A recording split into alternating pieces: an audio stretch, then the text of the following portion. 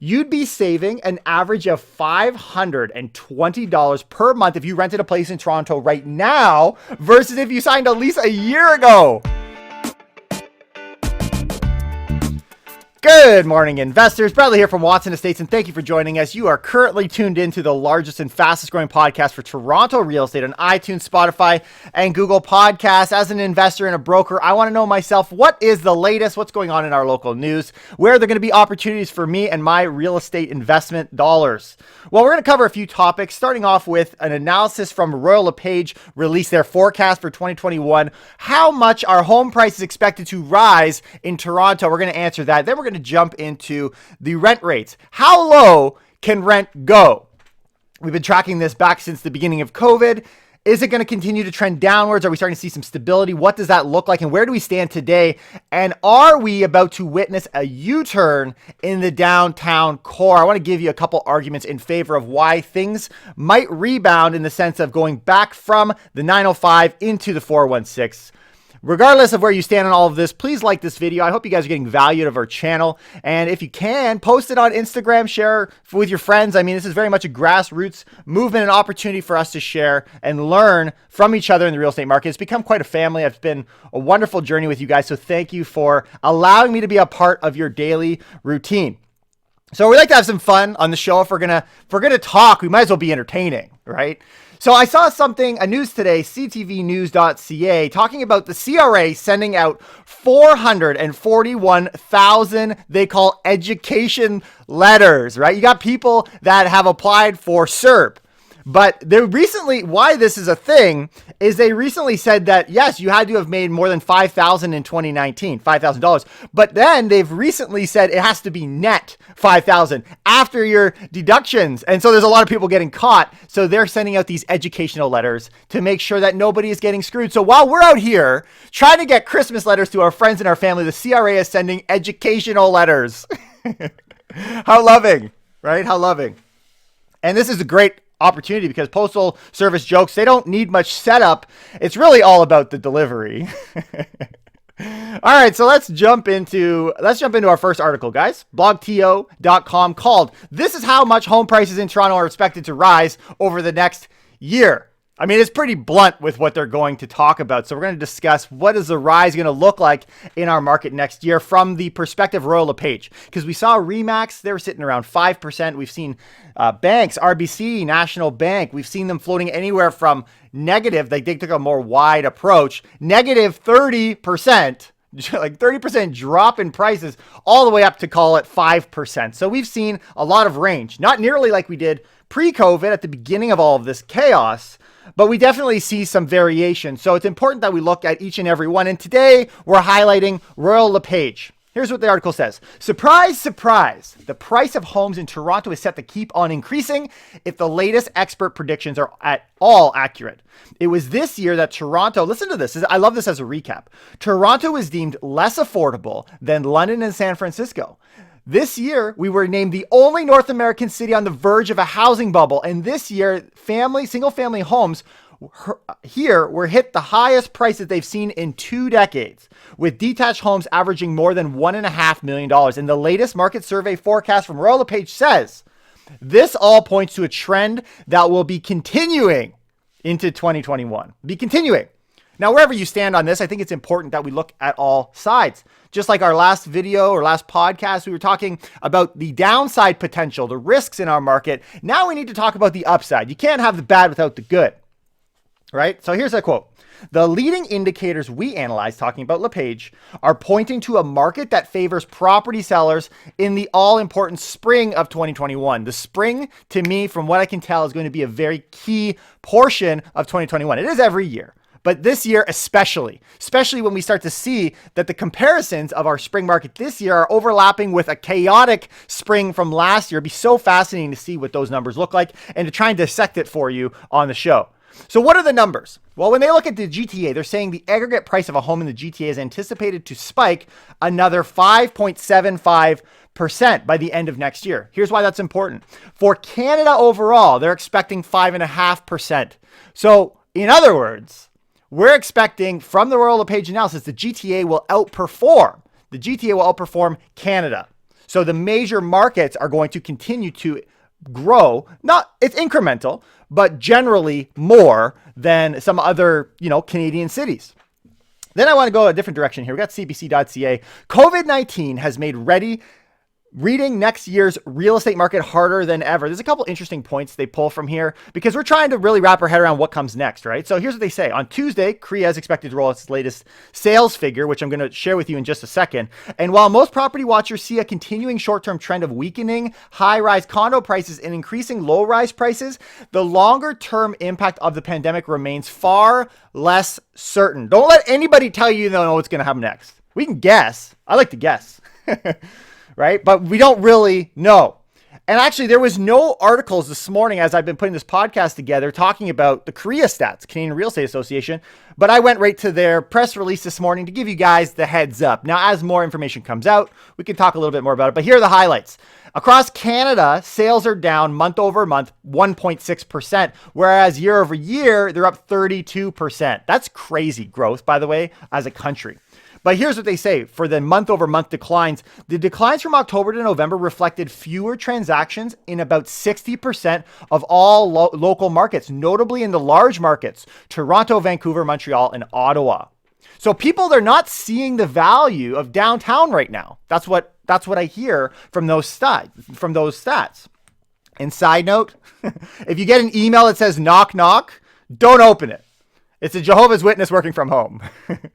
When we look at the HPI price of 1.2% month over month, HPI, by the way, meaning it's comparable with its similar housing type. So we're not comparing condos to freehold, we're comparing condos to condos. Year over year, it's up 11%. And even the average price is up 13.8% year over year. So a very successful month of November across Canada. Now, CREA, the Canadian stats, is not as relevant or important to Toronto, but I do think it's important that we see kind of the relationship because in past years, we've seen Toronto do exceptionally well and the rest of Canada struggling. Recently, we've seen both of them doing very well. And in some ways, if you were just compare apples to apples, you'd say, well, then outside of Toronto seems to be outperforming Toronto. Well, the numbers seem to point the potential that this could change. And this is where we're going to head later on in this podcast. I want to discuss what does a U-turn maybe look like? Is that in the cards? So here's a couple expectations. Number one, the condo market expectation from this article.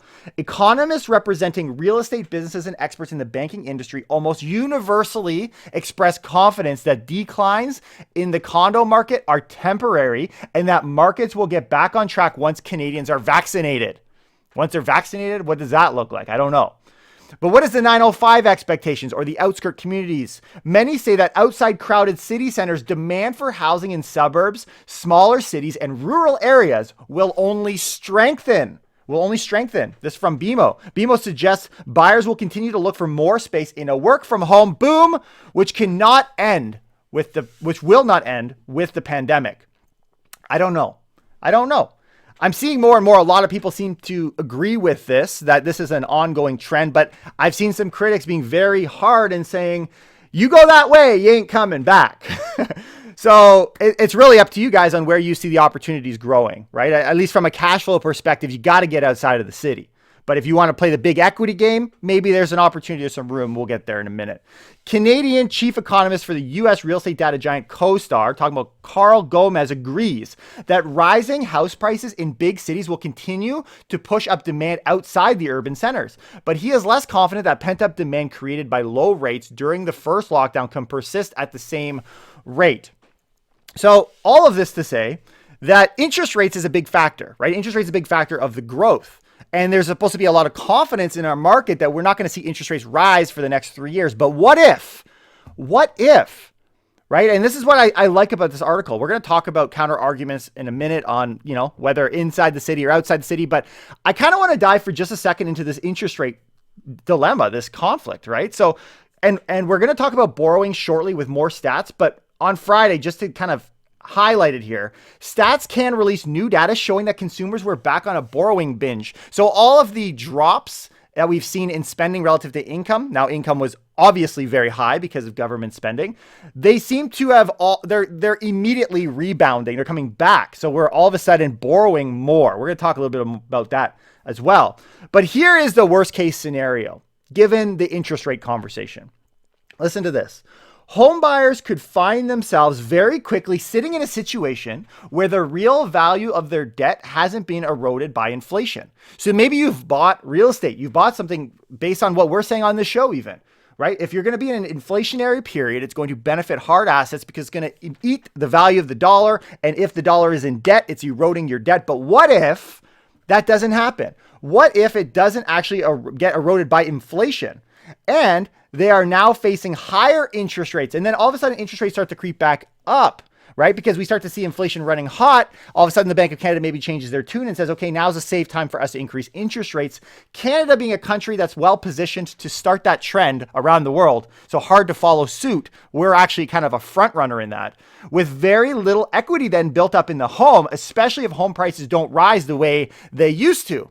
So you kind of walk into this thing, you got all this extra debt because you think you're going to have inflation eat it apart, but that doesn't happen. The price doesn't go up, and now we're sitting on a tremendous amount of mortgage debt. Do I think that's the case? No. But could it happen? Absolutely. This situation could get super, super scary. Almost as scary as the time I scared the mailman by coming to the door naked. I don't know what terrified him more, the fact that I was naked or that I knew where he lived. All right, so let's talk about rent. Okay, let's talk about rent. It's a big reason that condo prices have lagged, have come down in the city. Okay, so this is from BlogTO. Toronto rent prices are down a whopping 20% since last year. Shouldn't come as a surprise. We know rent's been down a lot, and whether that's happened this past month or not is irrelevant because the prices have already happened. It's too little, too late.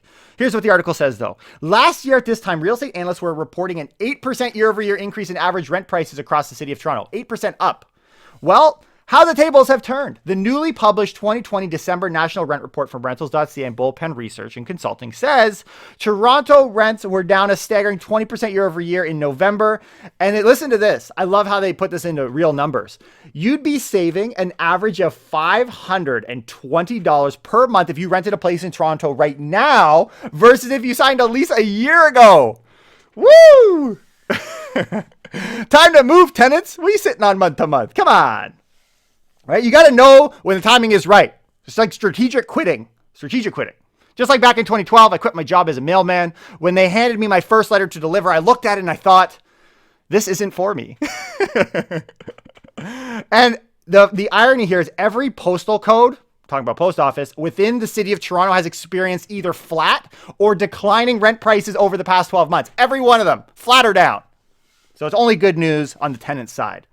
But what does the future hold? According to this article, it is unlikely, they say, that even the most bearish market watchers would have predicted a 20% annual decline. We expect the market to continue trending downward for the next 4 to 6 months nationally. So it's not a Toronto problem, nationally, but start a slow recovery in the second half of 2021. Now, that to say, there are markets across and outside of Toronto that have experienced significant rent increases. So this is an average. We're talking from a macro perspective. On average, the next 4 to 6 months, specifically in these downtown cores, including, but not limited to, Toronto. Now, what does the average rent price look like today? Maybe you're wondering. Well, the average as of November 2020, the average one-bedroom rent was $1,877, and the two-bedroom average rent is $2,468 per month, right? It's like a rule, though, because Toronto is still the most expensive, at least on the one-bedroom side. It's like a rule. Toronto rent rates are allowed to drop. You can drop 20%, but you're not allowed to drop below the neighboring cities. Like, it's almost like that's a floor. Oh, so you're allowed to send emails to people in prison, but you can't attach a file. Then what's the point? That's a really stupid joke. I don't know. That doesn't even fit. Talking about rules. All right, so Zealand on Twitter had this post, and I thought it adds value to the rental discussion. I love that we're tracking these things weekly instead of monthly because I want to know where we're at. Listen to this trend. Again, not reflective of something bigger, but maybe. Listen to this. Inventory slightly declined week over week. Number of active listings seem to be peaked for now, but inventory is still huge and will be elevated for quite a while, leading to further rents. We start to see a bit of a flattening. Like there's not an increase in new active listings on the lease side. Hopefully that means that we've reached a top. Hopefully. But regardless, there's still a lot of active listings, he says, which lines up with our 4 to 6 month prediction of probably going to see relative softening of rental prices, but not like we've maybe seen in the past.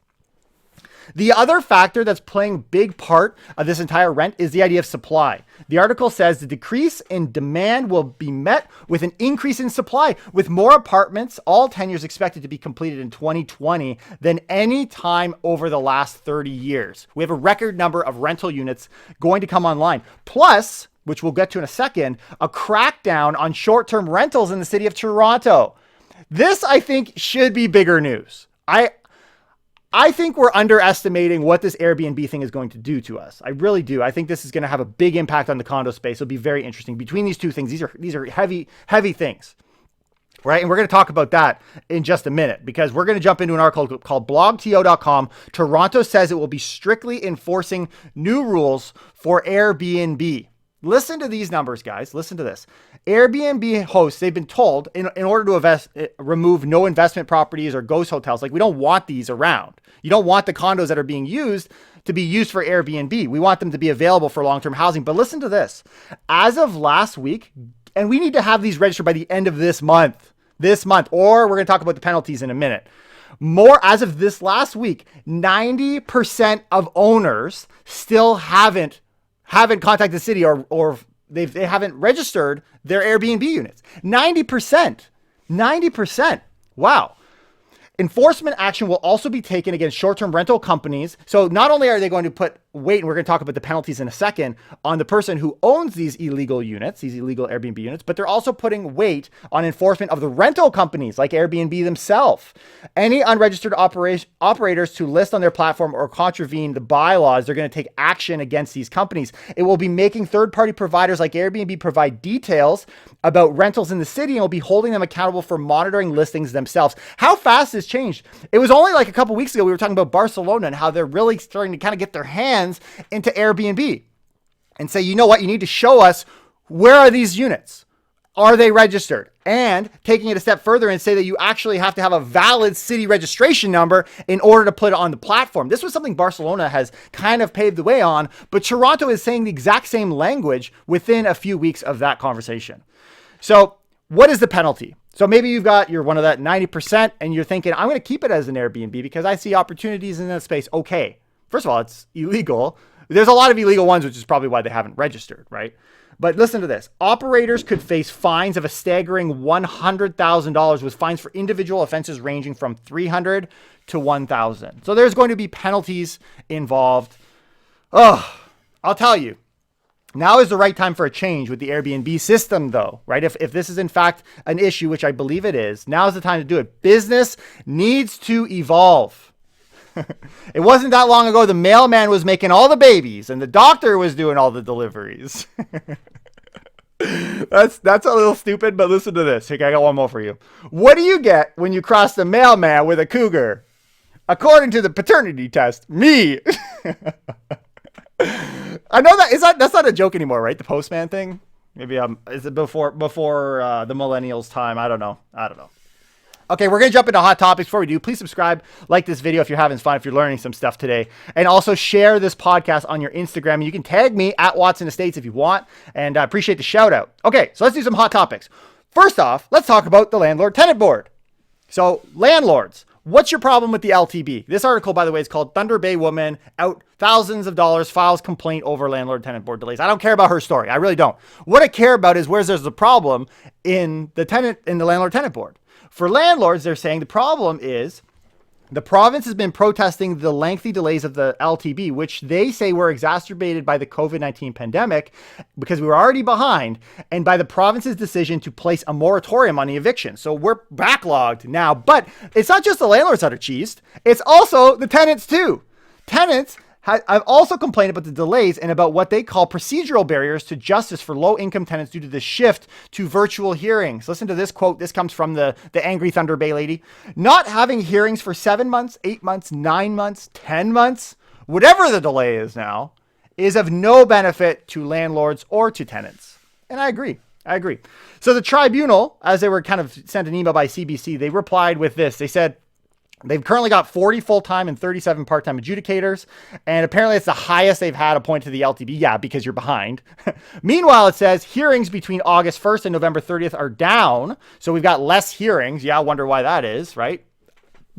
I don't know. Whatever. I actually don't even know what that is. Is that August 1st? Is that because of closures? Is that part of the lockdown? I guess it would include the lockdown and a moratorium, but at the same time, if you've got landlords and tenants negotiating, I don't know. But they're saying the reason they say that is we don't have a problem. There's less hearings to have anyways. Right? And they were asked a little bit more, give us why there's a backlog then. The LTB understands, they said, the impact the service delays have on personal lives and businesses. As the LTB works towards a full resumption of services, the LTB has been working with its stakeholders on ways to refine the scheduling strategy. Well, that's official. So they're trying to play catch up. We're behind. Right? If there's an agency right now that you don't want to send mail to or a letter to, it's the LTB. I'll tell you that. Now, I was actually going to insert a joke about undelivered letters, but most people just don't seem to get them. So we're going to move on. All right. So we're going to cover some bad news and some good news as it relates to our market. Some good news or bad news. We're starting with the bad. Sorry. Better dwelling and to this conversation of household debt to income, just to kind of shed some more light on that.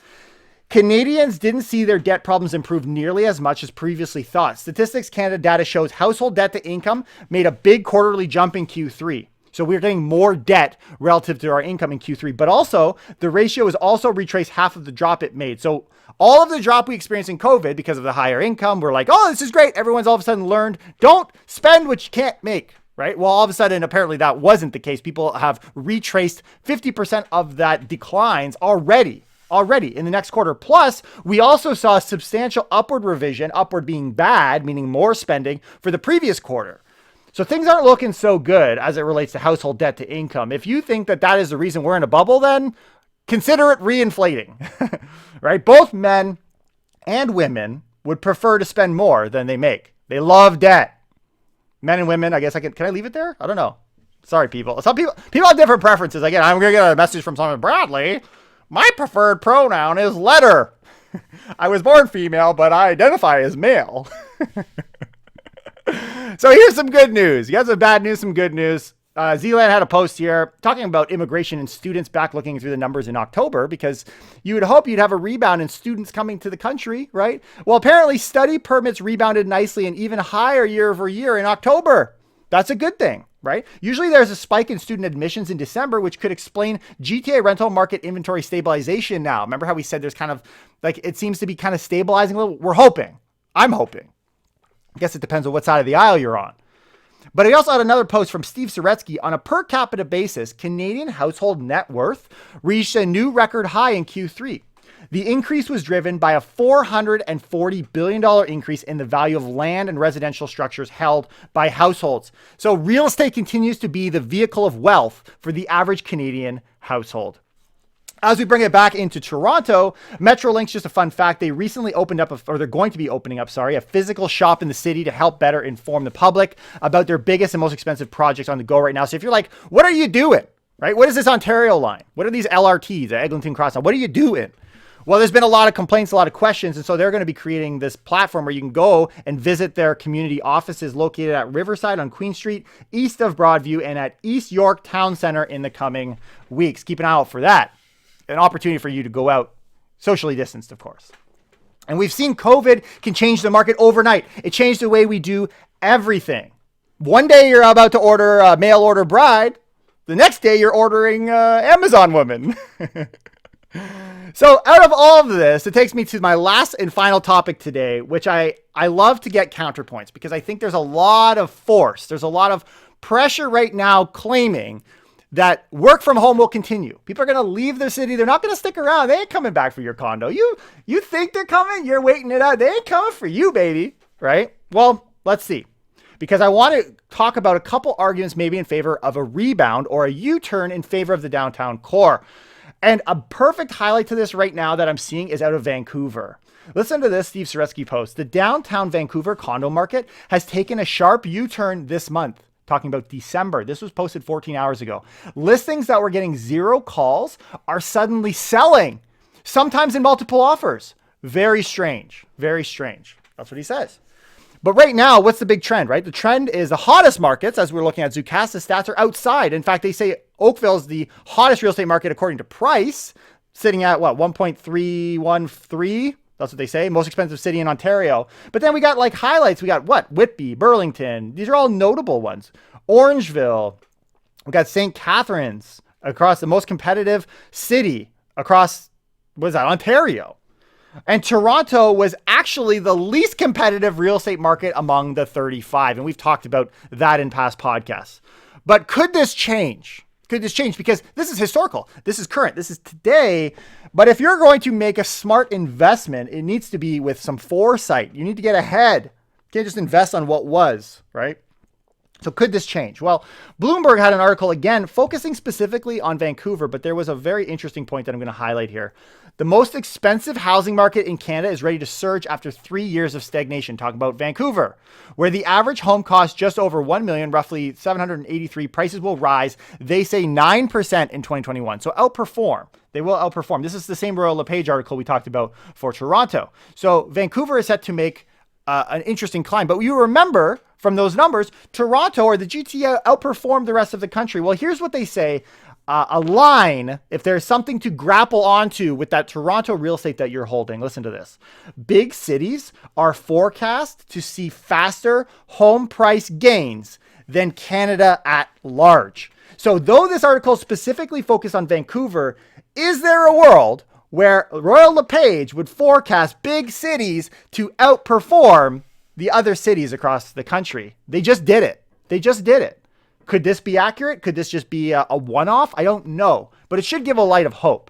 We're dealing with not just a few weeks of pent-up demand in Vancouver. We're dealing with 3 years of pent-up demand because they've experienced a lot of things that actually we're about to tackle. Things like vacancy, home tax. There's been a lot of pressure they've put on to try and curb their market. And so there's this kind of pent-up demand. But there's one more thing that I thought, you know what? This is big news outside of real estate, but it very likely is going to affect us here. Listen to this. TheGlobeandMail.com. Justin Trudeau goes all in on the carbon tax. It's the right thing for the environment and the economy. On Friday, Trudeau government presented its redoubled plan to meet Canada's long-term climate goals. So we're focused on climate here, guys. The current tax is $30 a ton of carbon, which works out to roughly 7 cents of tax on a liter of gasoline. It is being set to rise to $50 a ton in 2022. Well, the government is now pledging to push to 170 a ton by 2030. Nearly 40% a liter on gas. Sorry, 40 cents a liter on gas. That's significant. Significant. Trudeau is like a gangster postman. It's not about the money. It's about sending a message. And you'll hear why in just a second. The carbon tax leaves it to household and businesses to figure out how to best reduce their own emissions, right? Whether that, and listen to some of these, tell me how this could impact real estate. Whether they take public transit. Maybe public transit will allow you to avoid that tax. Or own a fuel efficient or electric car. Those are really your options. And I can see this having an impact on, first of all, transportation. There's gotta be a boost from Metrolinx, which is why we need to see that continue to go. But millions of Canadians could end up getting back more in rebates than you fork over in carbon taxes if they can get these things going, right? If they can get strategic about it. And this, to me, points to, unless there is a work from home initiative that is kind of widespread, I tend to think there's going to, even if there was a 50% everyone coming back, let's say, to the city. That combined with the pressures of like, I can't afford to drive in and out of the city. I need to be somewhere that's accessible, I believe will actually benefit or be in favor of people downtown. That's just kind of one of my thoughts. But what's so interesting about this tax, I love what they say here. This tax is also like no other because its goal is to change behavior, not to raise revenues. Interesting. The aim is for people to do such a good job at reducing emissions and thereby avoiding the tax that revenues eventually spiral to zero. The carbon tax's goal is its own obsolescence. Is how you say that? Obsolete? It's obsolete. Obsolescence. Because the whole idea of the tax was not to raise the revenue, which, let's face it, it probably was, but it's self-defeating because people are going to steer away. And steering away from higher emissions means being more, obviously, it's going to affect the way we develop our houses. Going to affect, a lot of things are going to change in favor of environmental protection in order to avoid the taxes. But also, it's going to, I anticipate, drive a lot of people back. That combined with already forecasts for as early as next year, calling for the downtown or the cities to outperform the rest of the country. I don't know. You be the judge. Here, I thought, with Justin Trudeau making these moves, I thought postal workers were the most innovative people around. Apparently, they're the not only ones that are pushing the envelope. Mr. Trudeau pushing the envelope out here. And so in response, people will opt for closer to the city in an effort to reduce carbon footprint. The question is up to you. Let me know down in the comments below if you can. And make sure you like this video. And wherever you're finding us, tell your friends. If you're listening to us on podcast, share it on Instagram. And I'll see you guys next time. Take care and keep it real.